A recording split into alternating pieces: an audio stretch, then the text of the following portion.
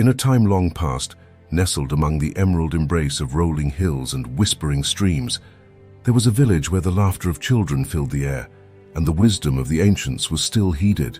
It was a place of simple pleasures and deep connections, where every heart beat in harmony with the rhythm of nature.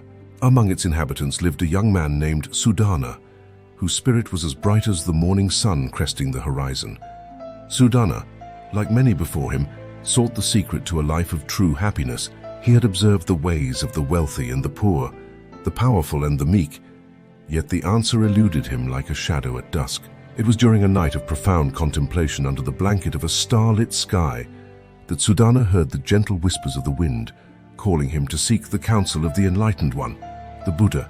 With nothing but the clothes on his back and a heart full of questions, Sudhana set forth on a journey that would lead him through forests deep and mountains high, across rivers wide and valleys low. His path was fraught with challenges, each an echo of the internal struggles that bound his soul to the wheel of samsara. After many moons, Sudhana arrived at a serene garden where the Buddha resided, a place where the air hummed with the melody of tranquility. The Buddha, with a gaze as infinite as the cosmos, welcomed Sudhana with a smile that unraveled the knots of his worries. Sudhana bowed deeply and said, "O enlightened one, I have traversed great distances and weathered many storms in search of the secret to a life of happiness. Please bestow upon me your wisdom." The Buddha invited Sudhana to sit beside him, and thus began the tale of the minimalist mindset, a teaching that would illuminate the path to a simpler and happier life. Once, the Buddha began, in a kingdom of vast riches and endless desires, there lived a king whose heart was shackled by the chains of his own cravings. His palace was filled with treasures from every corner of the world, yet peace eluded him, slipping through his fingers like grains of sand. One day, a wandering monk arrived at the gates of the palace. The monk owned nothing but the robe on his body and the bowl in his hands, yet his eyes shone with a light of contentment that the king had never seen. Intrigued, the king invited the monk to share his secret. The monk spoke of a life lived in simplicity, where each possession was a burden to the spirit, and true wealth was found in the moments that filled the heart with joy. He told the king of the chains of desire that bound him to his suffering, and how by letting go, he could find the freedom he longed for. Moved by the monk's words, the king embarked on a journey of his own, gradually releasing his grip on the material world, discovering in the process the boundless treasures of a minimalist mindset.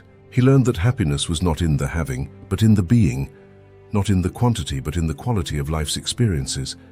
As the king transformed his life, so too did his kingdom. People began to value the beauty of simplicity, finding joy in the connections they shared with each other and the natural world around them. Together, they built a society where the currency of happiness was more valued than gold, and peace was as abundant as the air they breathed. The Buddha paused, his eyes reflecting the depth of the universe.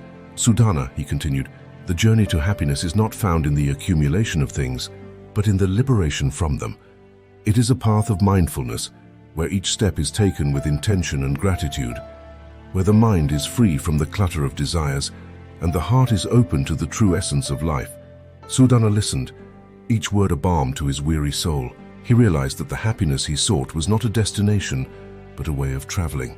With a heart lightened by the wisdom of the Buddha, Sudhana thanked the enlightened one and began his journey back to the village, ready to embrace the simplicity of being and the joy of living a life unburdened by excess. As Sudhana walked the path of mindfulness, he became a beacon of light to those around him, sharing the teachings of the minimalist mindset. And in doing so, he found the happiness he had long sought, not in the external world of things, but in the internal world of peace and contentment. In a time long past, nestled among the emerald embrace of rolling hills and whispering